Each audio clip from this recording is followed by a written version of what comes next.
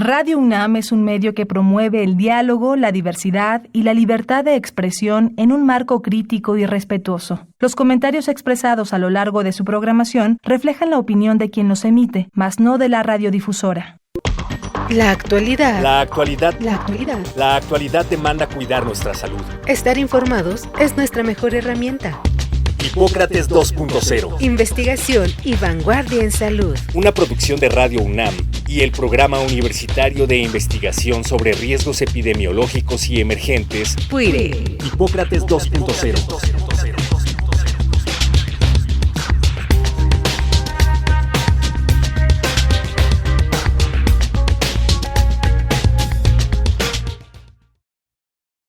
Hola, ¿qué tal? Bienvenidos a Hipócrates 2.0, yo soy Mauricio Rodríguez, como cada semana los saludo con muchísimo gusto, gracias por estarnos sintonizando aquí en Radio Universidad.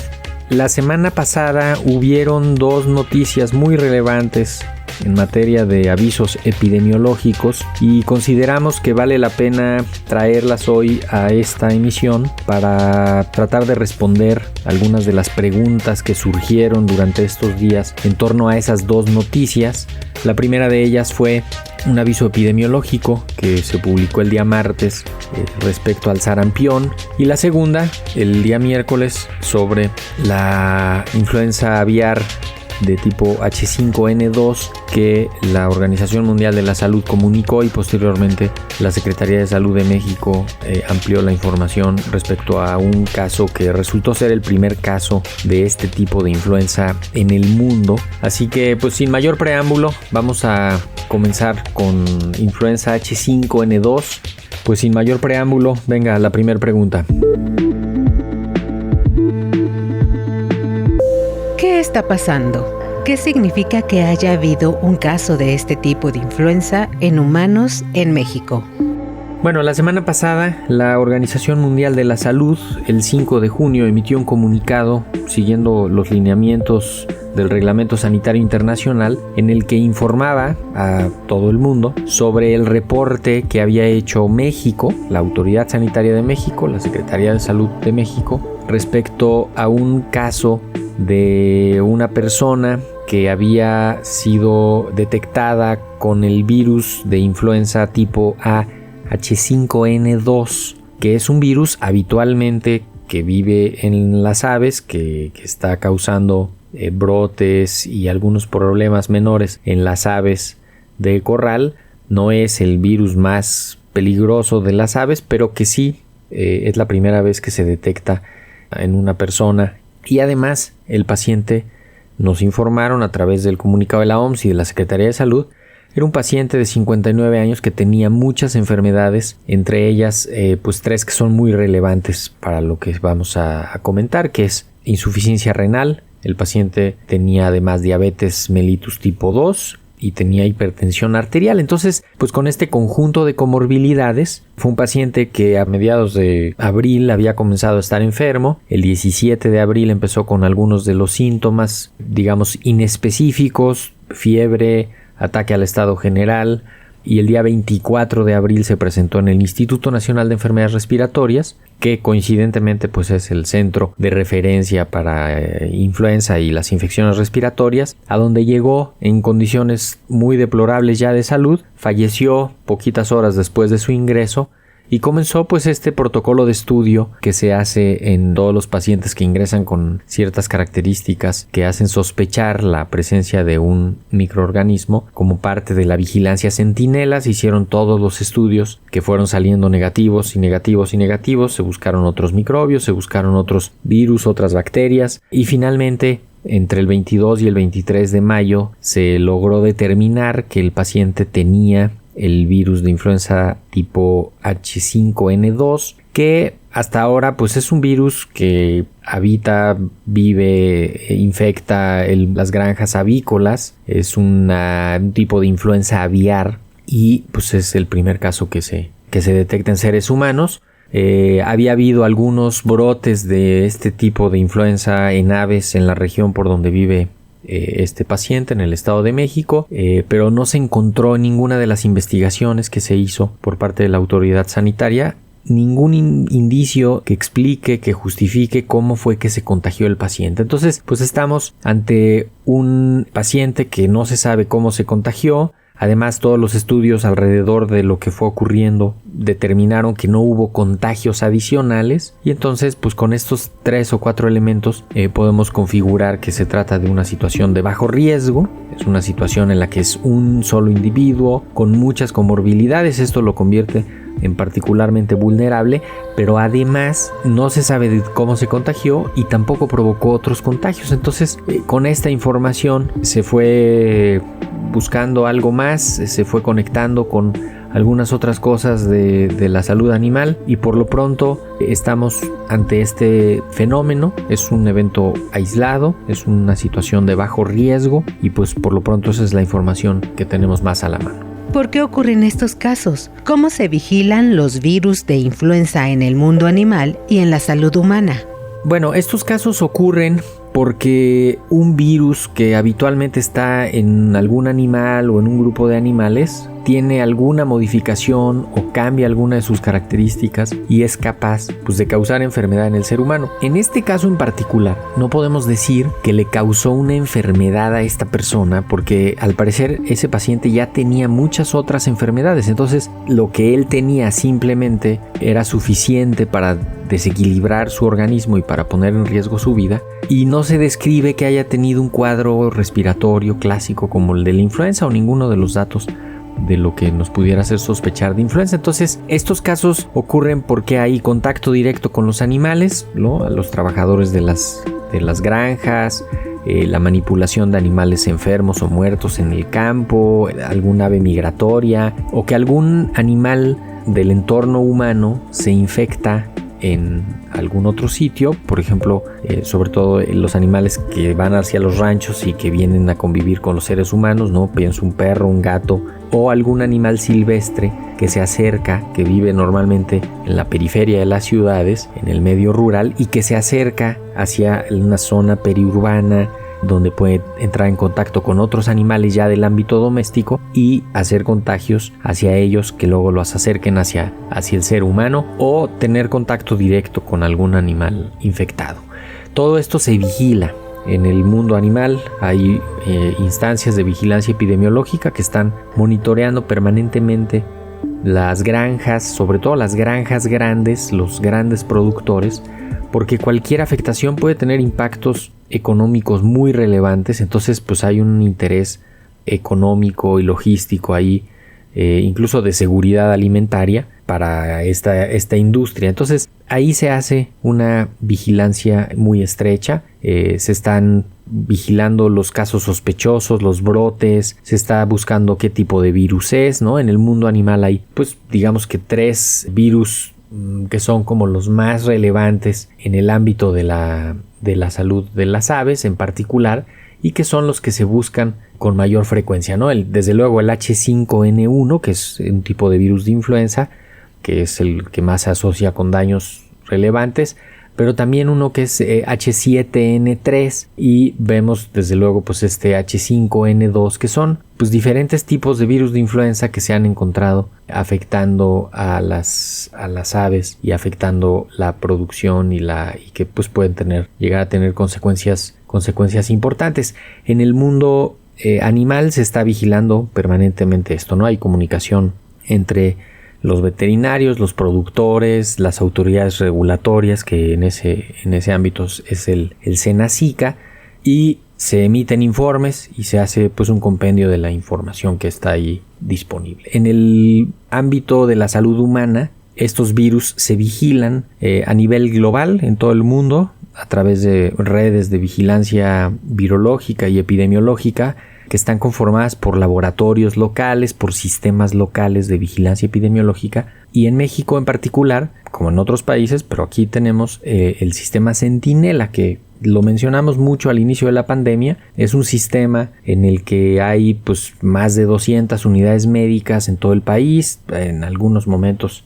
ha llegado a haber más, y se vigilan ahí las infecciones respiratorias agudas, en particular pues las graves, ¿no? Con mayor énfasis. Entonces cualquier persona que ingrese a alguna de esas unidades que reportan, incluso en cualquier unidad en la que ingrese un paciente con una enfermedad respiratoria aguda grave, se tiene que seguir un protocolo para identificar el microbio o lo que esté pasando en el paciente, y entonces así es como se hace la vigilancia. Hay una serie de protocolos, existe un reglamento, existen lineamientos para la vigilancia epidemiológica de las infecciones respiratorias, son de obligación de notificación inmediata, se hace una serie de estudios, se involucran a los laboratorios de los hospitales, pero también a los laboratorios estatales de salud pública y finalmente al Instituto de Diagnóstico y Referencia Nacional, que es el INDRE, a fin de identificar lo más posible todos los microbios, sobre todo los que estén en los pacientes más graves, y esto reporta a su vez, este sistema reporta la información a través de los lineamientos del Reglamento Sanitario Internacional a la Organización Mundial de la Salud. De hecho, por eso la Organización Mundial de la Salud el 5 de junio emitió un comunicado de que había recibido la información de México, porque hay un reglamento que dice que cuando la OMS recibe información tiene que publicarla y hacerla del conocimiento general para que se puedan tomar las acciones pertinentes. Entonces así se vigila y así es como se puede detectar, como el ejemplo de este caso de este paciente del Estado de México que fue detectado en el Instituto Nacional de Enfermedades Respiratorias, un caso que en este individuo pues resultó ser la primera detección confirmada por laboratorio del virus de influenza aviar H5N2. ¿Cuál es el nivel de riesgo y precauciones generales? Bueno, lo mencionábamos con la primera pregunta que resumía en general, el nivel de riesgo es bajo. Se trata de un individuo nada más, de una persona que además tenía muchos factores de riesgo para que la situación fuera más delicada, para que la situación fuera más complicada. De cualquier manera, se hizo toda la investigación para tratar de saber cómo se contagió y no se encontró nada. Esto es posible, o sea, así puede pasar casos en los que no se sepa de dónde vienen los contagios, ¿no? Es como un contagio inadvertido, pero aquí lo importante es que se descartó que hubiera tenido contacto con animales, que hubiera tenido contacto con alguien enfermo, que hubiera estado en contacto con animales, y también que no hubiera brotes activos de infección por este tipo de virus H5N2 en las aves de la región o de la localidad en donde está el paciente. Sí han habido brotes previamente de este virus en aves en esa región, pero no en particular uno que estuviera activo ahorita del que pudiéramos decir que de ahí salió en especial el virus. No se sabe de dónde llegó. Además, ni en su entorno inmediato, ni en la zona, ni en el hospital donde fue atendido, se detectaron contagios. Se hicieron investigaciones, se tomaron muestras, se buscó el virus intencionadamente y no se encontró en ninguno de los casos algún contagio derivado de este paciente. O sea,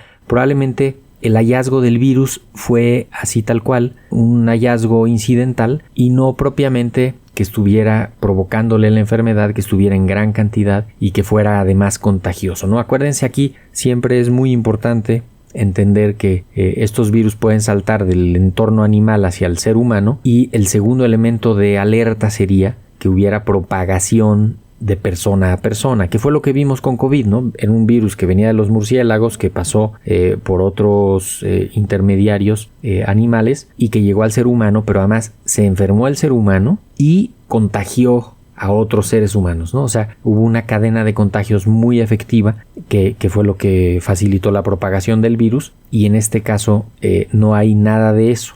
Algo parecido ha ocurrido con otras infecciones por los virus de influenza H5N1, que son los que se vigilan con mayor cuidado, que es precisamente que se infecta una persona, casi siempre alguien que trabaja directo en las granjas o directo con los animales, se infecta, se enferma, pero no contagia a nadie, incluso en su entorno más inmediato, en su casa, en su propia habitación, no se contagia a nadie más. Lo que quiere decir que estos virus probablemente se encuentran, tienen algunos cambios para poder causar enfermedad, pero pierden la característica de diseminarse, ¿no? Ahora, en cualquier momento se puede revertir esto y pueden ganar esa característica de propagación y entonces pues representar algún riesgo adicional. Precauciones generales también.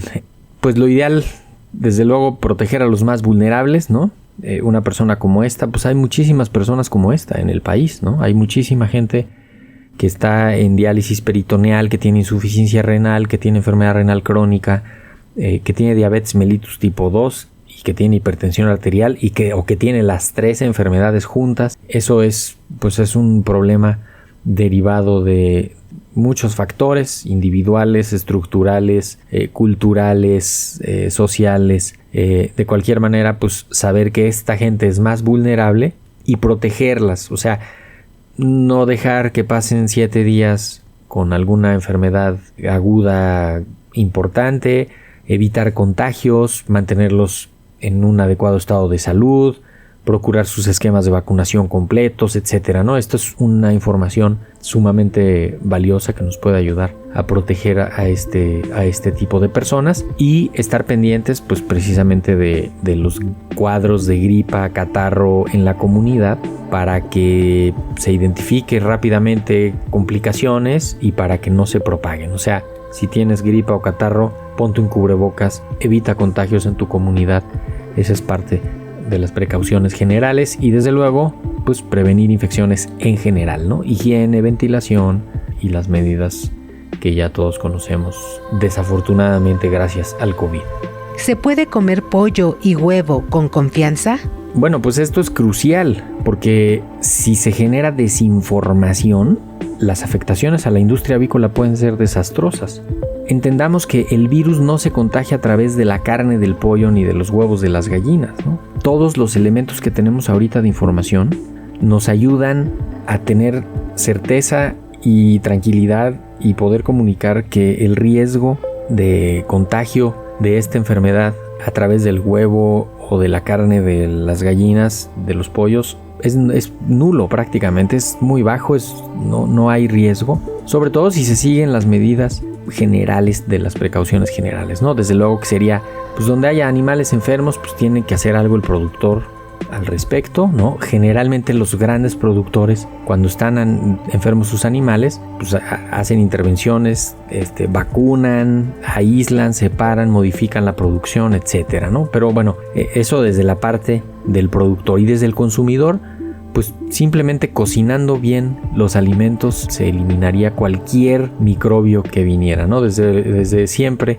el pollo, pues hemos dicho que se tiene que cocinar bien antes de comer. Nadie se come el pollo crudo, creo que ninguna cultura se come el pollo crudo. Ya me corregirán si no, pero el pollo se tiene que comer bien cocido. Si llegara a haber cualquier microbio, insisto, ahí se eliminaría con la cocción. Entonces, pues eso es muy importante que tengamos la tranquilidad de hacerlo, ¿no? El huevo también, el virus no se mete al huevo, no se va por el huevo y la vía de contagio no es esa, y además estamos ante una situación de bajo riesgo.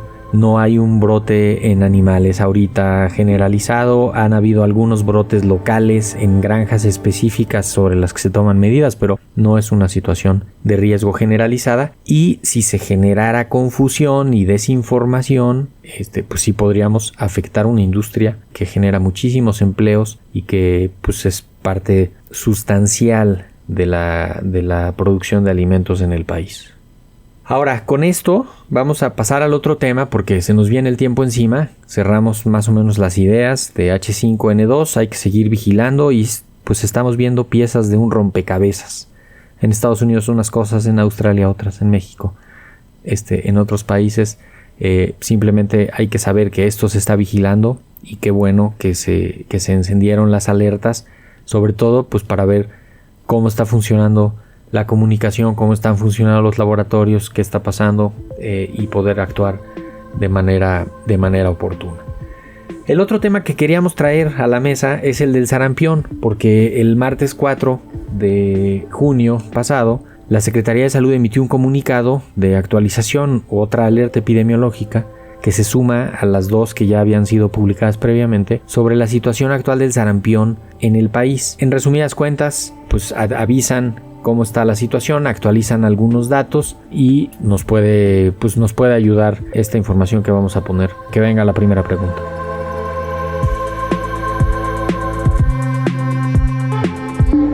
¿Qué es el sarampión y por qué es importante prevenir contagios? Bueno, el sarampión es una enfermedad viral causada por el virus del sarampión que digamos que tiene 3 etapas más o menos bien definidas, ¿no? La primera es un inicio con un catarro fuerte, con sintomatología como de una gripa fuerte. Después, unos días más adelante, empieza a haber manifestaciones en la piel, unas manchitas rojas en toda la piel, y en algunos casos una tercera etapa con algunas complicaciones que puede ser infecciones fuertes en los oídos, en los pulmones o incluso en el cerebro, unas complicaciones mucho más peligrosas, ¿no? El tema con el sarampión es que es uno de los virus más contagiosos. Entonces, aunque la mayoría se quede como caso leve, al haber muchos contagios pudiera empezar a haber cada vez más casos con complicaciones y eso nos podría traer problemas a nivel general en la población. Desde luego las personas más vulnerables de la comunidad pues están en mayor riesgo y eso tampoco lo podemos perder de vista, porque aunque la mayoría de los individuos sanos puedan resolver la infección del virus del sarampión de una forma buena, sin mayor problema, pues resulta que los individuos inmunocomprometidos, los individuos más vulnerables, pues pueden tener otro tipo de evolución y pueden incluso pues complicarse y tener un problema más grande, ¿no? Entonces, por eso hay que prevenir contagios, porque es la forma en la que protegemos tanto a los que no son vulnerables como a los que sí son vulnerables, que es en quienes puede tener mayor estrago. ¿Qué está pasando con el sarampión en el mundo y por qué? Bueno, lo que hemos visto en los últimos 2 años con el sarampión es que a raíz de que hubo bajas coberturas de vacunación contra esta infección, por lo que ustedes quieran, se fue generando un número cada vez mayor de personas no vacunadas sobre las que el virus llega y encuentra la oportunidad para propagarse y causar enfermedad, y esto alimenta epidemias en varios países. Y la conectividad, los viajes, la movilidad hace que el virus se mueva. Hemos visto epidemias importantes en Estados Unidos, en varios países de Europa, en algunos países de África, donde hay casos de sarampión, sobre todo en poblaciones no vacunadas o con coberturas bajas de vacunación, y a partir de ahí pues se exportan los casos con personas que llevan el virus hacia otras regiones. De hecho, se ha visto en la región de las Américas, en varios países en América, además de Estados Unidos, pues se han visto casos importados y México no es la excepción. México ha recibido personas con sarampión que van provocando algunos contagios. Incluso el comunicado que les mencioné del 4 de junio es un comunicado que nos resume que hay registrados hasta ahorita 7 casos confirmados en México de sarampión en lo que va del año, 5 de los cuales ya se han podido identificar como importados o asociados a importación, es decir, alguna persona que venía de otro país ya con el virus, manifestó la enfermedad aquí, le hicieron los estudios, detectaron el virus, se aísla, se hacen cercos de vacunación, cercos de estudio alrededor de estos casos y afortunadamente no ha habido más contagios, ¿no? Hay 2 que todavía continúan en estudio. De hecho, el último es un caso que detectaron en el estado de Guanajuato, una persona que tenía el antecedente inmediato de haber viajado por Centroamérica, venía tiene otra nacionalidad, es una persona que ha estado viajando y que se detecta enfermo con sarampión, se hace la confirmación del caso y se hace un cerco de vacunación alrededor. Por eso hemos también estado viendo las acciones de vacunación extraordinaria y todas las acciones para tratar de poner al día la vacunación contra el sarampión, ¿no? Podríamos resumir que lo que está pasando en el mundo pues nos afecta también en México. Y la situación ahorita pues más o menos es esta que acabo de describir. Actualmente, ¿quién está en mayor riesgo y qué hacer? Pues los que están así en la primera línea de riesgo son los no vacunados. En la segunda línea, los que tienen un esquema de vacunación incompleto. Y en la tercera línea, pues los que tienen algún esquema de vacunación completo, pero que tienen alguna enfermedad o alguna comorbilidad, ¿no? Esa podríamos que es la línea de los riesgos, ¿no? Entonces, los niños, niñas menores de 18 años, especialmente los menores de 5 años, que no tienen ni una sola dosis de vacuna, esos son los que están en mayor riesgo, a esos son a los que urge proteger. Si alguien cerca de ustedes tiene un pequeñito de menos de 5 o de 6 años que no tiene ni una sola dosis de vacuna contra el sarampión, pues hay que buscar que se la ponga para que inmediatamente pueda después completar su esquema, que es cuando menos 2 dosis de vacuna contra el sarampión. Es una vacuna que viene en la vacuna triple viral, contiene sarampión, rubiola y parotiditis, protege contra estas 3 enfermedades, se pone una dosis a los 12 años de edad, cuando el niño o la niña cumple 1 año de edad, y ahorita se está poniendo un refuerzo a los 18 meses de edad, o sea, al año y medio, justamente para lograr tener rápido la protección. Normalmente se esperaba hasta los 4 años la segunda dosis, a los 6 años en algunos lados, había también un refuerzo a los adolescentes con la vacuna doble viral de sarampión y rubiola. También ahorita podría ser que se esté poniendo un refuerzo a los menores de 18 años, y ese es el grupo que tiene mayor riesgo, ¿no? Los menores de 18 años son los que están en mayor riesgo, precisamente por el estado vacunal de toda su generación, de toda la cohorte de esa edad.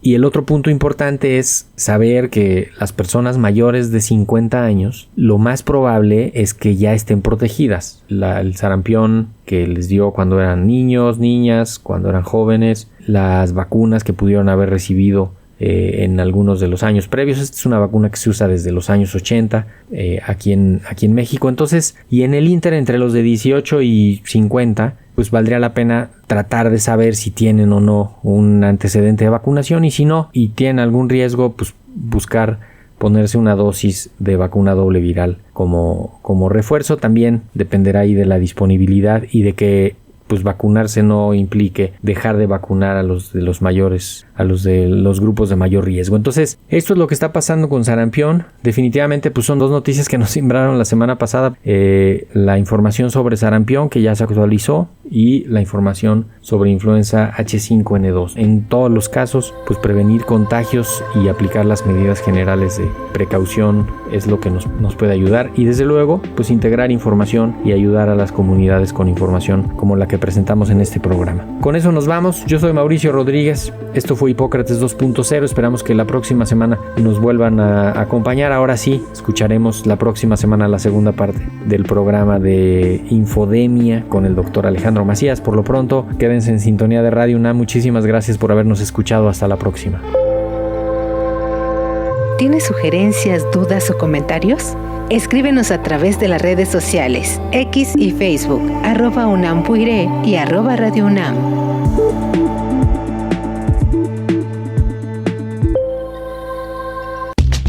Hipócrates 2.0 es una producción de Radio UNAM y el Programa Universitario de Investigación sobre Riesgos Epidemiológicos y Emergentes, PUIRE, coordinado por el Dr. Samuel Ponce de León. Te esperamos la próxima semana. Hipócrates 2.0. Radio UNAM. Experiencia sonora.